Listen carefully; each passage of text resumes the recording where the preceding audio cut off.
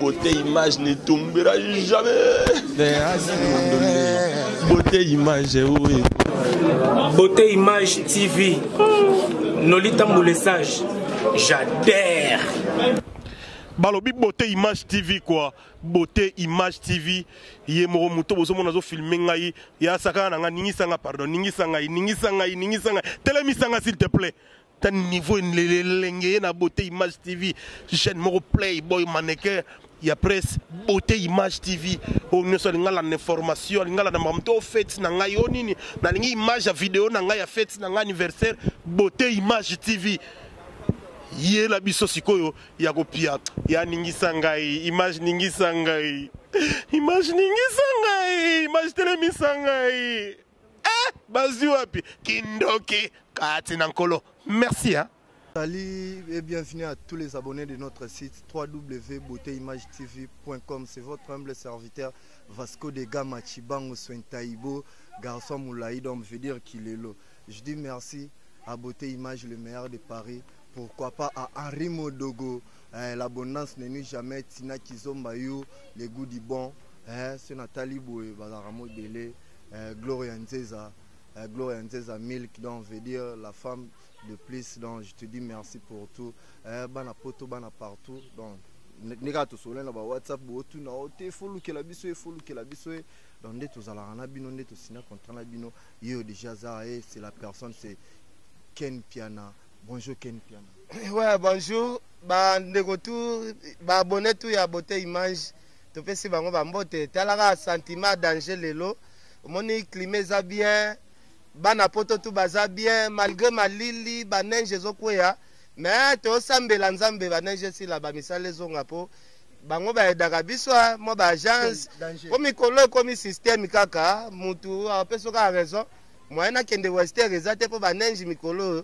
Et bloqué mais ici là nango netima samo bona pese mbote frère nanga Clovis Matumunga Majesté United donc mikolo ga de gama moyena bimezate Clova na pese mbote Ken Piana le onde te oluko to c'est la sujet moko pourquoi Ken Piana a choisi Fally Ipupa dans sujet auto travailler lelo yango wana koko ya dema cameraman soit guerre na ebi ki wana ya cop na ope wana ya bulono pourquoi Ken Piana a choisi Fally Ipupa.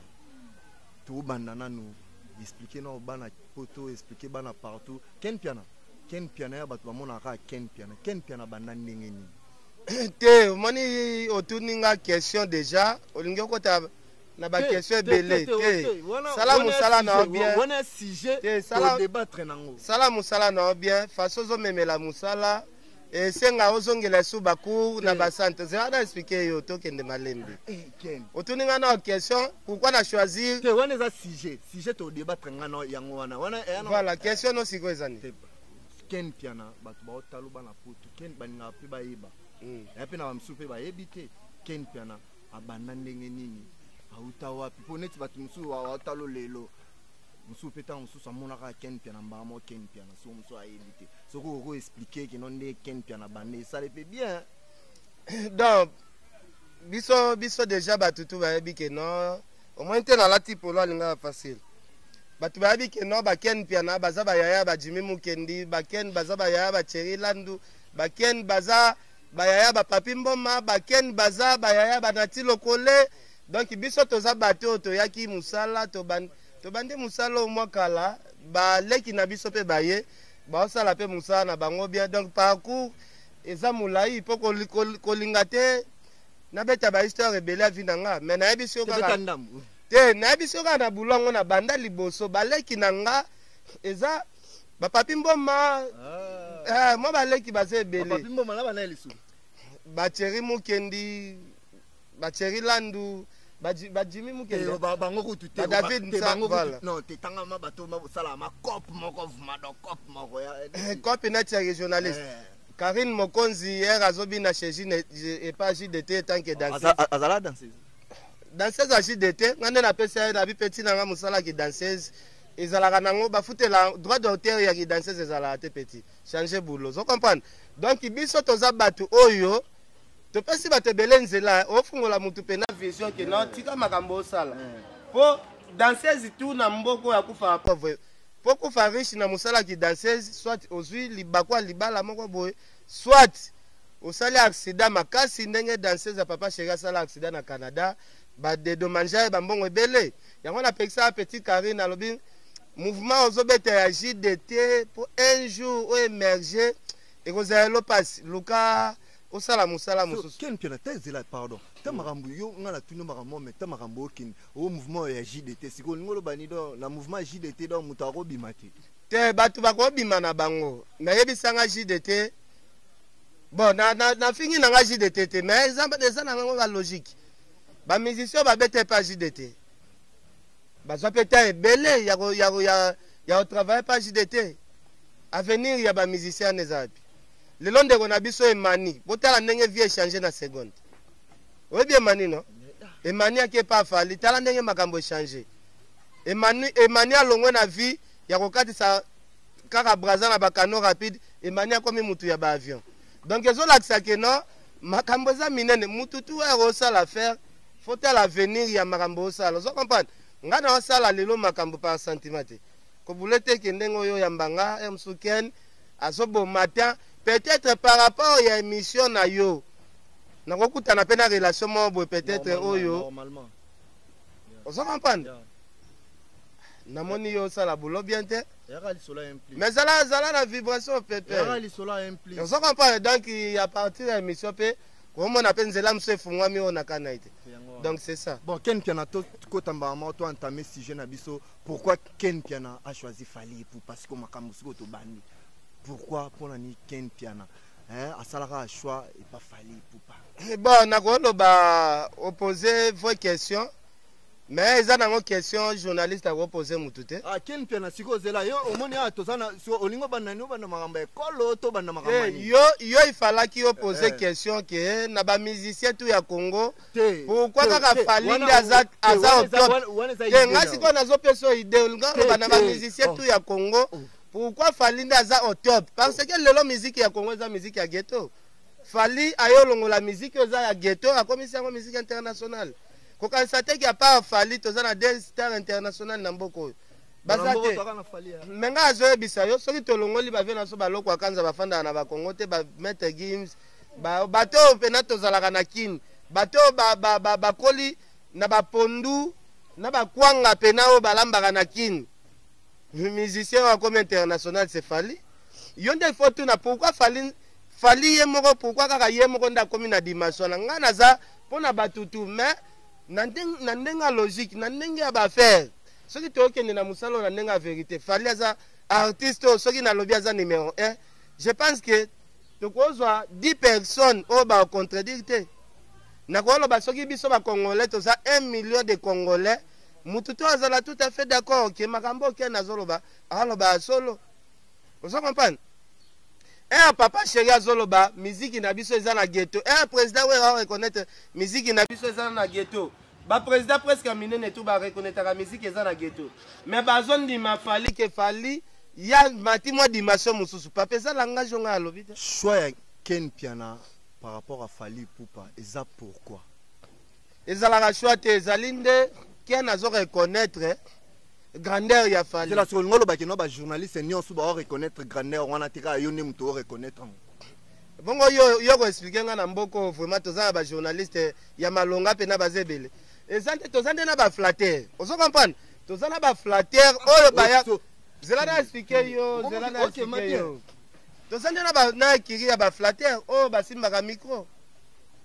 Que soki akopéraka soit na artiste tel akolinga jamais kopesa ba valeur ya artiste o aleki artiste o ba coopérer na ye tozande na ba flatteur yo yebisanga mso yo ndengo sa na nga émission boye yo yebisanga pe na yo za journaliste ou bien ngai moko te ezela na nati ngai moko boye na mi benga ke na vrai journaliste biso tout tozanati to sala musala ya flatterie ozo comprendre to komi na no espère que journaliste était parce que pauvreté leki yebi zela na expliquer yo te na zo pauvreté oyo omoni pauvreté oyo toza nango moyen to améliorer to sala musala na biso bien ezate toza na ba limite faut flatter mutu pour mutu ana selo boy il faut on se comprendre faut donc so Ken Piana ndev muzawana combien de fois déjà vous allez déjà flatter et pas un musicien Non, na koloba natikala ozala flatteur te, nga alobaka vérité, mais nga na oyebisa yo, po lelo patron moko abimisa mbongo na ye na poche,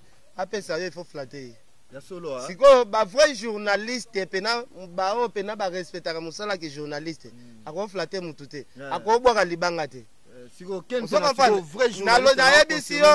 Na yebisio ba journaliste ya Hero News, ako flatter mutu te pourquoi?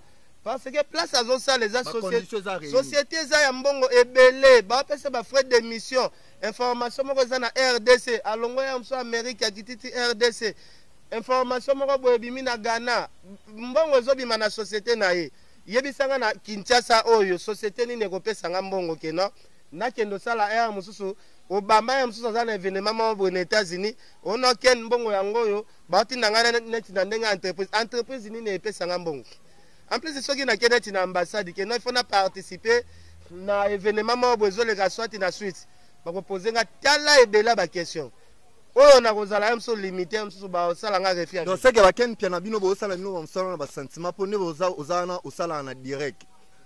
Au sommet de l'espace, aux engagés. Ngai na lobby boye kotuna ngai makambu oya ngai te ya ba direct télévision na lingi to sola masolo en général to sola masolo en général soto longoli ka ba journaliste RTNC biso tout otikali to za ba flatter ba mandia mais oui nga zo neti yondengo za boye na habité oza liste ba flatter te ya yolo baka oza liste ba flatter te to sala nga na émission ti na suka soko bwaki mutu nga abechombata zela ko boka mutu pona yo za ko boka mutu pona yo ya flatterie. Eza flatterie déjà. Te ko boka mutu. Eza déjà flatterie. Donc reconnaissance to biso to benga ngo reconnaissance mais eza flatterie. Eza na TV na Jimmy Bela na Jobu yaza millionnaire. Donc yo boka no ka batu po ba kabela o. Bongo so na bwaki mutu po kabela ngate ngamoko na na mobola na nga nelote. Vous comprenez? Nana rien, ce qu'il faut il faut nakumisa bato nzamba pamboli ba Jimmy Bela wana ba patron Junior Mawete tala yo ka komba kilote na prononcer Junior Mawete méga boss ya ba blague te papa il faut bolo ba bo tchaka vérité na première position et ça la biso bien bon ken piana to tuna est-ce que vraiment par rapport au ambia kana musalo est-ce que ne makambango ezokende tozala non juste est-ce que déontologie pour ba lobela o lelo ba konifuati banini déontologiquement et permettre neti ba journaliste ba koma ba fanatique ya ba leader mo bo quelconque déontologie vraiment ça pour permettre l'inontobiso bongo voilà déontologie ça permettre bongo te mais yo zo mériter poser une question na tepo olatina no style mo ba style o fali à l'accibino yango tande o katimbati tala ba bouton on de déjà dans limite que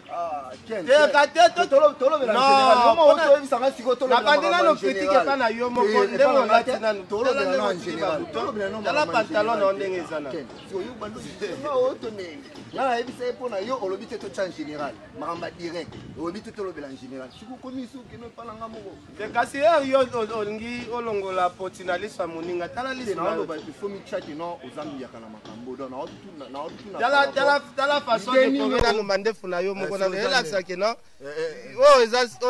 eza qui musicien yo ni va passer ba cha tala ligne tena mutuna tenga zo ebisa pasteur moko achaka ken tena do ko sala ba misene bra ba tu ba cha ba ligne boya oui ngazo ebisa ya solo mais oui ken obi yo messi mais oui yo déjà zo corriger batu yo moko nanu ngana corriger ngana roza professeur ya mutute nazo tu na pona za na professeur à média voilà problème exact to évoluer la déontologie zo permettre net ken piano déontologie zo permettre à la flatteur que non tellement mikolo azana fali pupa abanda ofinga na e ba leader wana mususu déontologie zo permettre bongo ngai naza na flattera fali te fali asilisa batu ba moya ya flatter parce que nyonso loba pona fali yango ya zosala fali lelo critique ni to sala sur fali abeti déjà ba featuring na ba star to lotaka jamais na Congo ke congolais moko sala na featuring parce que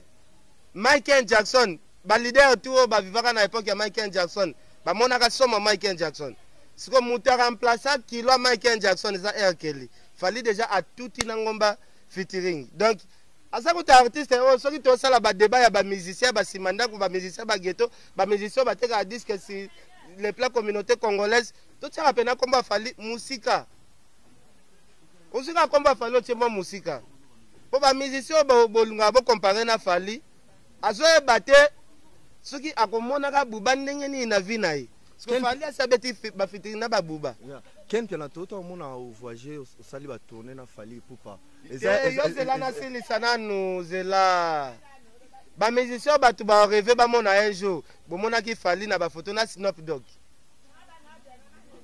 osaka ba grand star ya ba star o ya planète Ken Piana komi na poste nini na orchestre fali pupa non ngana na sala kuna te bongo pondi marambo fali asala il faut pas peso poste donc marambo da pondi marambo fali asala il faut pas peso poste so olo bango tant que journaliste auto to tant que poste mo ba peso kuna olega na ba simba na no baro simba na no tala na no cadeau fali apesa nga te yo tala ngona yo tala ngona yo tala na bango ba tala ngo la sa bango papa benda ngona osaka pande bagu ezo coûter $3000 osaka pande siko mutu akabelo biloko ba $3000 voilà Ken Piana siko obi ndi na oza na obwe siko obi eloko esa nakabelo na lati so na liboko ngana yebi origine nango te na yebi no elo mo na yebi origine nango te na chango na nzoto ni tika ngono te yo cha kotisa ngono na deja na wanga te kotisa ngono na kotisa ngondeni kotisa nani tika na makambo benda na eloko ya banga benda nani o spiritu nzambe na banga makena banga neti eloko nga spiritu nzambe Vasco de Gama spiritu nzambe ozika moto na seconde nde toza na so ebisa ozika moto ozika pe na ndenga ba na pardon na tuna est-ce que pour el bosso ozaki boete pembe na fali bandaka kino ba bendao okina filmer te olingi comparer yo souci no eza olingi comparer fali na nani loka te na sa comparaison ya fali te na lo bande quel par rapport à fali yebisanga musicien oyo imaginer ka koza adversaire fali na kini Ken Piana est-ce que oyeba kino nga na yambi porte parole ya fali te na yambi ne Ken Piana mais yo yambinga kasi nga pe na salo analyse nga pe na salo analyse oza porte parole ya fali te héritier osala musala ne très bien aza Lubumbashi na ba petit na biso Fabrigas osala musala ne très bien Fera osala musala ne très bien ateka musique na sur le plan congolais et na communauté congolaise nanani na mutu tangi kombo mutu ne kombo ni no natangi héritier après natangi Fabrigas après natangi déplique te otanga no déplique te zela natangi déplique te otanga yi héritier Fabrigas bato baluka bamata mondele pa yeba bango na faire pe siko bobongisa te bazoluka mondele bobongisa nga kobongisa neti na nini kobongisa neti na nini kobongisa na problème di mais ko to beba na bonga so na beba na mutu autant beba na ba série ba okenda filmer biloko ya grand prêtre Fali ye siko asomba bandako bongo ta komi na ba niveau mbongo wana te bandako nga na filmaki po mutu asomba bandako bongo il faut comme millionnaire Ken Piana obi ke elo etikali ndeka na omona elo etikali ka banda olata ba costume chaque dimanche oleka na ba émission porte parole à Fali en tout cas makambo Fali osala soki esengi na lata ba costume na leka karibu na expliquer pe po na mona makambo Fali ekoma nango biso ba congolais faut to beta yango kara neti Fali aza étranger basi ya Pauline Lumumba baloba meken Fali yango aza mwana mboka pourquoi soko olobeleke ya polémique Adel Diogo ba good danger aloba ken soki esengi olata costume leka na karibu na leka kutu na karibu na alobela grand-père bozi boza na toute une histoire album à danger zoya batu balobela papa soki esengi costume mpo na star oyo azosala honneur ya misiki na biso na kolata costume okomi porte parole te na ba mouvement ba chargé marketing mpe bazala nga sikoyo naza na ngai eloko te na mouvement Fali mais na kolata mpe costume nasala mpe artiste na biso plaisir tomona bamaiki lokamba mpe bakoma lobela Fabrigas eza makambo so Fali nde aza congolais te napesi mbote na masala nga Elvis Yanfu le combattant de la presse nga linga baya ya bongo sentir que non mutu mo bojisali mida la Taylor elengi la mère de Riziana donc je te salue Vasco de Gama te salue pourquoi pas Dave Bononge Pati Muluba Tanya Mabedi Neymar petite sœur propre dans la passion mbote Ken Piana Tanya Mabedi petite sœur propre Neymar voilà petit na ngai te na yebi c'est aussi effectivement parler voilà siko est-ce que moi journaliste seulement pour vivre bien? Il faut avoir travailleur, il y a leader mon boy quelconque. On m'a dit déjà que vous allez travailleur, il y a leader mon boy, ils ont un sens de mon côté. Ils ont un sens de mon côté. Mais ils ont un leader, mon sous que papa ça va tout vie. Mais il fallait pour. Il y a Djora Kabenge la zone vice ma chibenda. Nati lokola zone vice ma fallait pour. On se comprend? Bosco yo zone vice. Vena zelanga la zone tangelo makanga ye. Nga zone nga vice ma musicien te mutape sanga vie. Ye. Honorable. Soki na wasambela nzambe na tien nzambe batela ba parents na ngai nzambe batela honorable Zakaria Babasu. Bana nga so na sombeli bangolo so na parler na lobaka soki bo sambela papa na bino afi vota mulai bo sambela ka pe mutu apesa papa na bino vie honorable Zakaria Babasu bo tchake na mabondeli. Prêtre. Ben oui. Voilà, tala sko 10 alinga la facile. Kala test to fêter 10 alinga la facile. Donc wana prêtre mbiaka. Donc merci Henri Modogo. L'abondance ne nuit jamais. Kenpiana. Émission de la question malonga te émission aussi la Kenpiana siko zelanga puta nga na oloba mais na omona kino yo mi komisi no porte parole la fali oba esenga déjà te. Non, nga na za porte parole la fali te. Yo tout nande ba question. Zala na ba question, il na ba question. So Kenpiana ndi muzawana to so ngasiko na domaine na yo. Micha siko kino na yedi yo aka journaliste. Na pas tuer refil. Bobomisa to bozalaka. Pacha za mutu nanga. Pacha te na pese bambote. Pacha za ne mutu nanga. Pacha ndaza soki bochelie micro alobi ne ba n'importe quoi. Bon, ane mutu nanga bon. Biso totala ba vision makambo minene bako sona wana tayo moko to bando sona neti bana mikebe pwana. Ken piane sala ko lokote ero sa émission par rapport ba ministère mususu moyeba na émission ya Ken Piana. Ezala raté.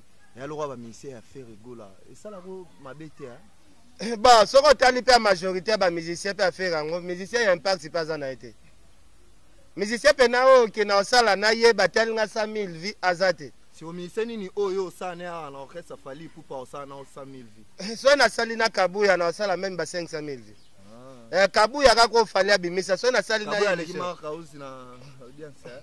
Ngai moko nanu de es. Pona yamba maka uzi c'est mieux que tu n'as pas mis qu'on a le banga moko na sala ba vie belé que na l'exata na ngana yamba muto tanga muto tanga soki nga moko na tie micro na lo banga moko yo sale na nga émission kende sala na ndeko wana zoloba tiango na internet soit Lucas tiango jour moko sala équivalent ba vie na musala oyo Ken Piana ba difficulté nini o kutana na ba difficulté o na kutana na musala oyo ezaka kapo premièrement nabotama mwana millionnaire te ebele bayaka papa millionnaire famille ya ba millionnaire azana besoin sala makambo tout azana ngo besoin asala ngo na facilité nabotama na famille moko boete ke un super aza honorable on comprend pour ça na batu mususu nati ya msunde na fandi bo msusu sina ngeza pe na kokota pe vite fait na Italie na sala émission moko boe pe na bouger. Mais on a des difficultés à kokende ba manki kaka. Ba difficultés c'est belé. Surtout difficultés le bosso na mokile za difficultés financières. On se comprend. Donc financièrement ce qu'on a limité moi muke. On a moi ba difficultés ka ke belé. Yango mona ka tobela ka ba junior mawete ko ke lope mawalobi Ken. Ah, Ken. Non, tindo tourne États-Unis. Ken no filmer nganda ka fali. Na besoin na mona na émission na.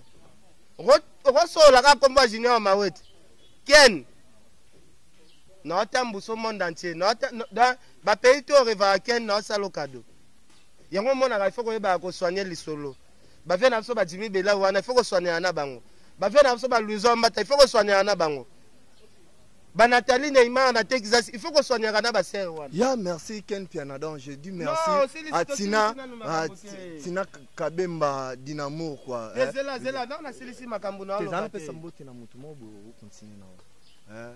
Dina Kabemba Dynamo femme du bonheur dans la pesi ba mbote Dynamo Dina Kabemba parce que des gars ma pesi mbote Ken Piana et les monda mpoto chité kala mingi te.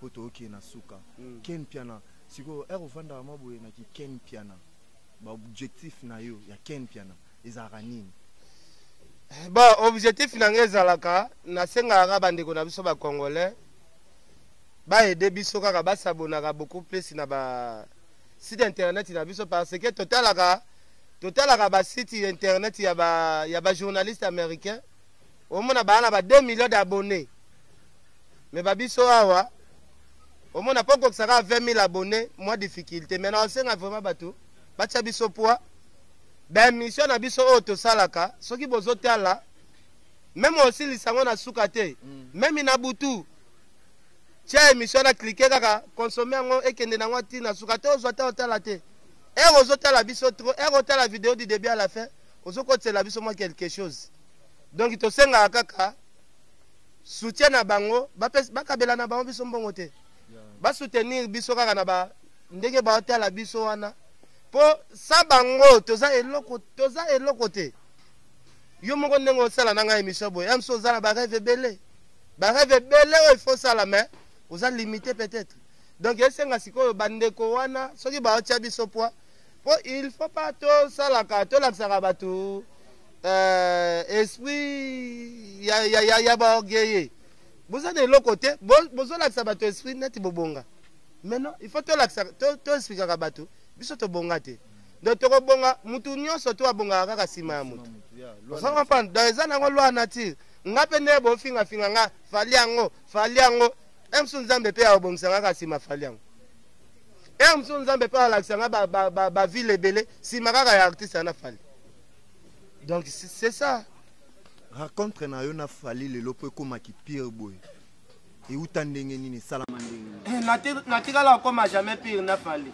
en plus ngana on a fanda na fali 10 minutes te tosola na fali je me vois pas patron na te natikala fanda na fali 10 minutes tosola te mutu mususu azala ndeni moni na vie la vie appartient au courage baloba ndeni okokutana mpe na nzambe ye moko te mais okende kaka koflate jésus oflataka no kaka jésus oza kopana talaka moyibi na kwa ndima jésus moyibi andima jésus abisi abinga na olobi tozala na paradis oza kopana adiembela paradis oyo na bapapa Simon Kimbangu na bapapa Diangenda na bakanzana nyonso ti lelo na bakota te mais moyibi asi amikotela avant ozo comprendre eza neti nga nde na boye mpo nasola na fali direct nakoleka mpe na bato fali ayokelaka basule baza bakokodila so bazali mama nana ketchup mpe azali zela mama nana surtout nga nakobondela mama ndenge naza boye soki fali atiki nga na mokili oyo en tout cas vi na nge ebebi mama ozokamwa te zela naopa miso na suka nana ketchup mama nana oyo koloba mobile na koyoka osala mfana nzambe so ken manike totuna sikoyo lisolo ya manike asala na site na yo sikoyo ntango omonaka kino manike afingaka mingi concert na yo opo te kotanga kombo oyo lobaka danseuse oyo azalaka danseuse ya JBT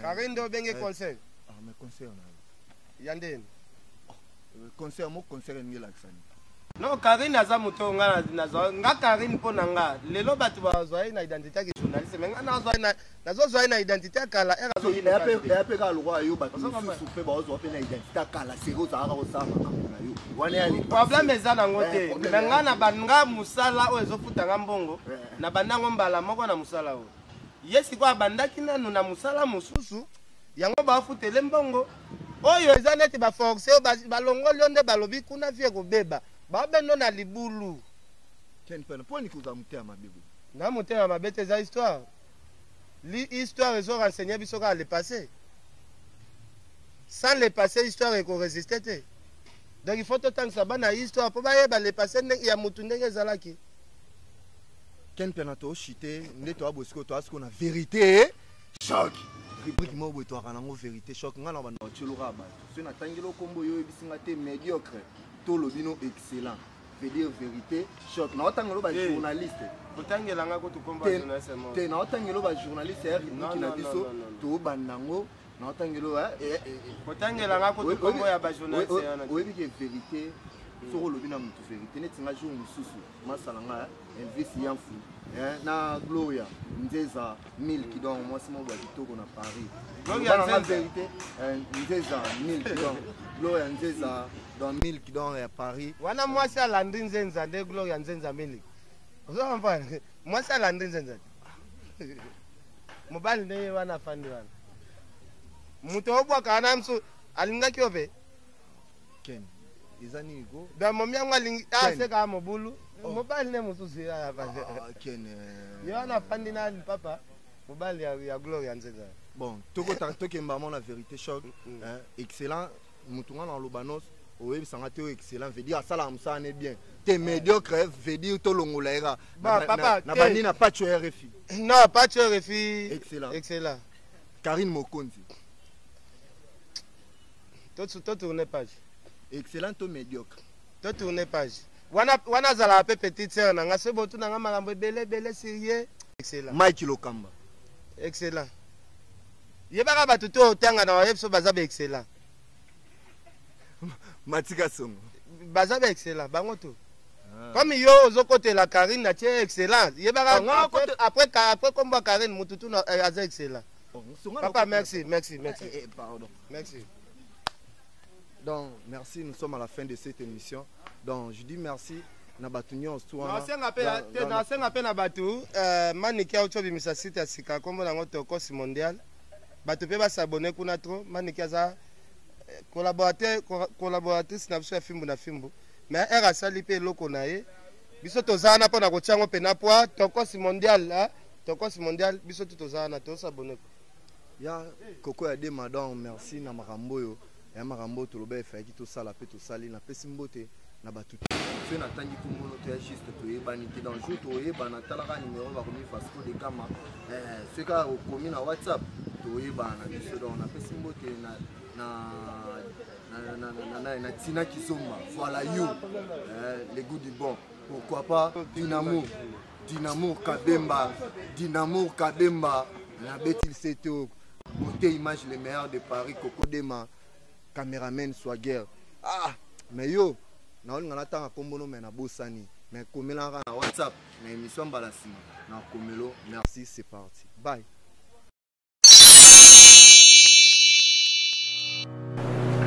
Je m'appelle Cynthia Kams et je viens de vous parler de la part de CPLA TV. CPLA TV est un décodeur, il y a un mboka partout vous avez des Congolais de la diaspora au sommet CPLA TV. Et ça n'a pas chaîne ni à Congo, pays à Congolais. Que ce soit RTGA, que ce soit RTNC, que ce soit P1 TV, aussi Bundesimage, Genesis, Press Play. Donc la chaîne est belle, il y a Congolais, pays à Congo. Batebele va bien du nord au sud, de l'est à l'ouest, va bien besoin sa promotion il y a 115 livres et 6 mois d'abonnement gratuit. Donc Vandi, tu dis mais la promotion, vous savez quoi, tellement de clientèle et puis souci à ces plats TV et ça va client là bas va non, donc son que la promotion à 115 livres et 6 mois d'abonnement gratuit. Cette fois-ci, juste pour vous dire que dans le stock vous avez belleté, mais ça sera limité, c'est vraiment limité. Vous allez belleter beau benga pour consommer décodeur à CPLA TV. Bah maman, et si on a vu nos pays pour filmer, que ça sort en ligne là en français et en anglais. Bah film à Nigeria, il y a des Congolais, des Africains, vraiment comme ça les Kati. Bah papa, tout cas si binopé, tout télébino, chaîne il y a sport na Kati donc. Football 24 heures sur 24. Et aussi pour les enfants, bien sûr, on a pensé à vous. Vous avez aussi les chaînes des enfants, que ce soit en anglais et en français. Donc, toute la famille de partout, n'importe quelle génération, et aussi gospel, évangile 24 heures sur 7. On va la miniter, mais contactez-nous dès aujourd'hui, dès maintenant. Quand on est besoin de un numéro, bottine de la biso, pas coordonner la bino, et puis biso peut bottine de la bino, CPLA TV. Donc qu'est-ce qu'on fait? Achetez CPLA TV.